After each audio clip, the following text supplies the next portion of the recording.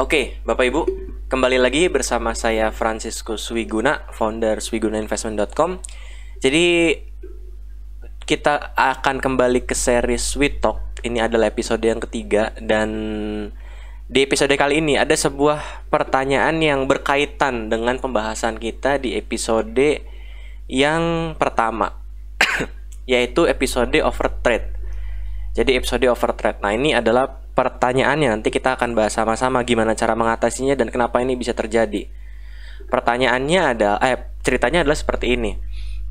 Pengalaman saya, kalau saham itu cuan sedikit, udah pingin jualan. Jadi gatelan, baru naik 1%, 2% langsung jual, 1%, 2% langsung jual.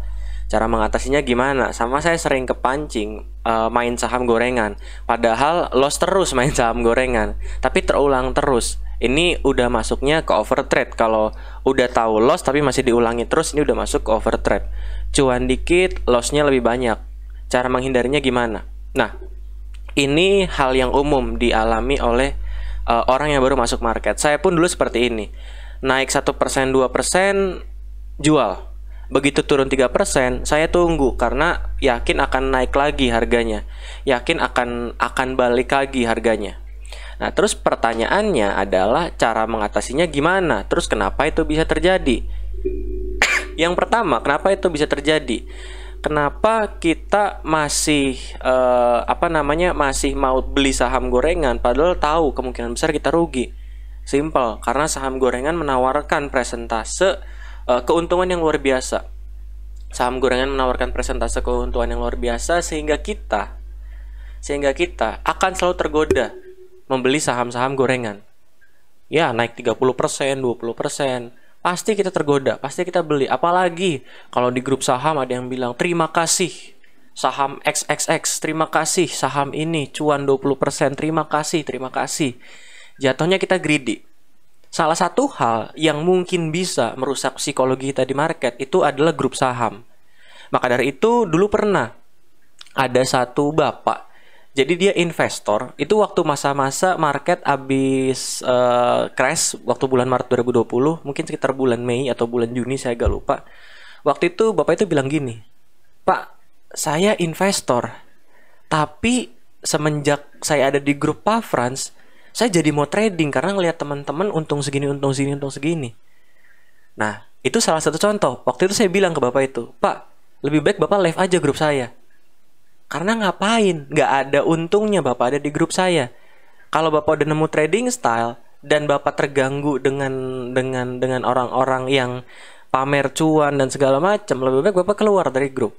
Nah, jadi buat Bapak ini, kalau misalkan memang ada grup saham yang tradingnya saham gorengan terus, lebih baik keluar aja. Karena umumnya channel-channel Telegram yang promosiin saham gorengan pasti untung kok. Apalagi membernya banyak. Kenapa nggak untung? Kenapa bisa untung? Gampang. Likuiditasnya misalkan paling cuma 50 juta per hari, dikeroyok 10.000 membernya, dikeroyok 5.000 membernya, pasti naik, pasti. Tapi pertanyaannya adalah, apakah semua pasti untung? Tidak. Tapi karena naik, owner dari grup Telegramnya bisa klaim, rekomendasi kita untung, rekomendasi kita naik, rekomendasi kita cuan. Padahal itu cuan ya berdasarkan presentasenya aja. Member-member yang ikut apakah cuan? Belum tentu. Seperti itu. Nah, jadi karena kita iri, karena kita greedy, karena psikologi kita rusak liatin grup-grup yang rekomendasi saham-saham gorengan, itu yang bisa merusak. Atau itu yang mungkin salah satu menyebabkan kenapa kita kepancing beli saham gorengan walaupun kita tahu kemungkinan kita rugi. Seperti itu. Maka dari itu di grup saya pun itu bukan sangat jarang, bahkan tidak boleh merekomendasikan saham-saham gorengan atau saham-saham yang transaksi fiktif. Itu pasti saya larang. Kenapa? Karena saham gorengan likuiditas kecil dihajar rame-rame, yang keluar cuma bisa beberapa orang doang, sisanya keluar rugi. Seperti itu. Terus gimana cara mengatasinya? Yang pertama, hal yang perlu Bapak Ibu tahu kalau supaya nggak kepancing main saham gorengan, selain tadi keluar dari grup Telegram, adalah punya stock universe sendiri. Ini yang kepake buat saya waktu saham-saham konstruksi BUMN lagi rally bulan November. Jadi waktu konstruksi BUMN rally dari November sampai bulan Januari, I think saya lupa, itu saya nggak beli sama sekali saham konstruksi BUMN. Kenapa? Karena itu tidak masuk ke dalam kriteria stock universe saya atau saham-saham yang saya tradingkan. Kenapa? Karena bandarmologinya jelek. Nah, sekarang tugas Bapak Ibu adalah Bapak Ibu buat metode, bukan buat ya, tapi temukan metode sendiri untuk menentukan apakah saham ini masuk stock universe Bapak Ibu atau tidak. Kalau tidak masuk stock universe Bapak Ibu dan terus sahamnya naik, ya udah, berarti bukan rezeki Bapak Ibu. Sesimpel itu. Terus caranya gimana, Pak? Supaya taking profitnya nggak kecil banget, stop lossnya nggak gede banget. Buat trading plan, pakai risk manajemennya. Pakai risk manajemennya. Pakai win rate rasionya itu dipakai. Dan yang paling penting kalau udah pakai adalah disiplin. Itu yang lebih penting. Jangan buat tapi nggak dipakai. Ya kan? Jadi buat dulu risk manajemennya. Kalau rugi bakal segini, kalau untung bakal segini. Tanya dulu ke dalam hati, siap nggak saya rugi segini? Kalau siap, then go. Kalau misalkan nggak bisa terima, jangan. Seperti itu. Nah, hal ketiga yang perlu Bapak Ibu sama-sama pelajari adalah ingat lagi tujuan tradingnya itu apa. Kalau udah tahu loss terus di saham gorengan, terus apa yang dikejar? Ya kan?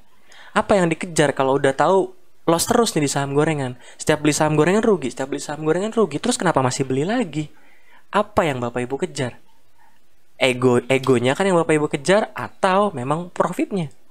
Nah, itu mungkin yang perlu sama-sama kita tanyakan ke diri kita masing-masing ya. Yang beli saham gorengan rugi terus tapi masih mau beli saham gorengan. Seperti itu. Jadi kita harus kenali diri kita masing-masing. Nggak semua orang bisa jago scalping. Nggak semua orang cocok sama value investing. Nggak semua orang cocok sama swing trading. Jadi kenali diri Bapak Ibu masing-masing.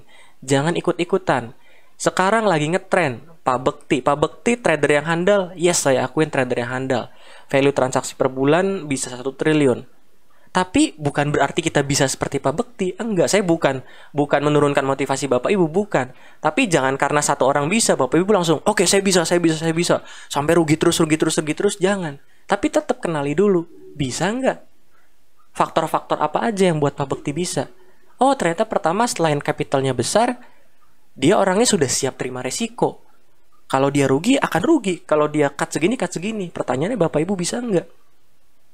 Atau mau ikut-ikutan Palo Keng Hong, value investing, beli saham-saham yang masih jelek, kayak misalkan, maksudnya kinerja keuangannya masih negatif ya, kayak Palo Keng Hong kalau saya nggak salah punya MBSS, PTRO dan saham-saham lainnya, saya nggak tahu. Bapak Ibu mau ngikutin Palo Keng Hong? Iya, saya ikut seminarnya, saya mau ngikutin, boleh.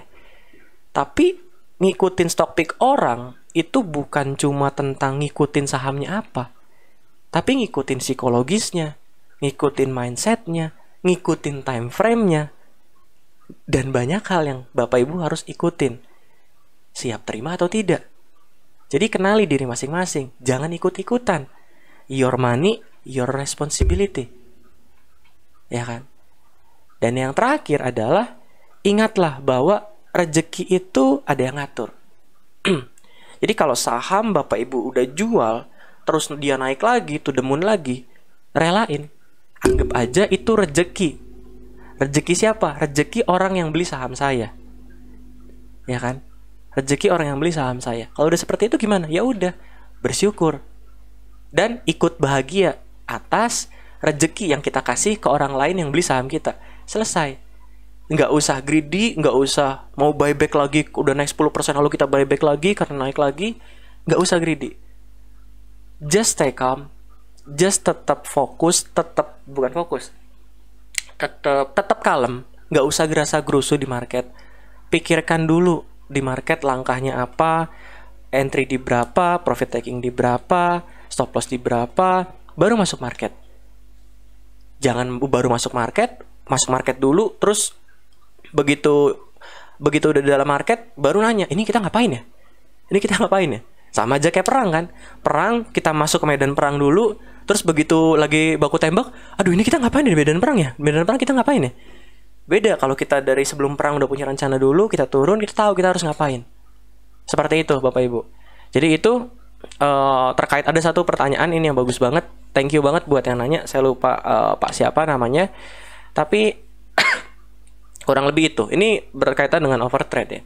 Jadi kalau Bapak Ibu masih punya pertanyaan juga terkait apapun, silakan tulis di kolom komentar saja di bawah. Saya akan jawab. Apalagi kalau pertanyaannya sangat relate dengan pengalaman saya pasti akan jawab dengan sangat excited karena pertanyaan yang ini itu sangat relate dengan saya waktu dulu. Cuan dikit jual, rugi besar nggak jual, terus overtrade, terus nggak kapok-kapok trading saham gorengan. Seperti itu. Jadi itu dari saya. Hopefully bisa berguna, semoga bermanfaat, dan sampai jumpa di episode We Talk selanjutnya. Thank you dan selamat beraktivitas.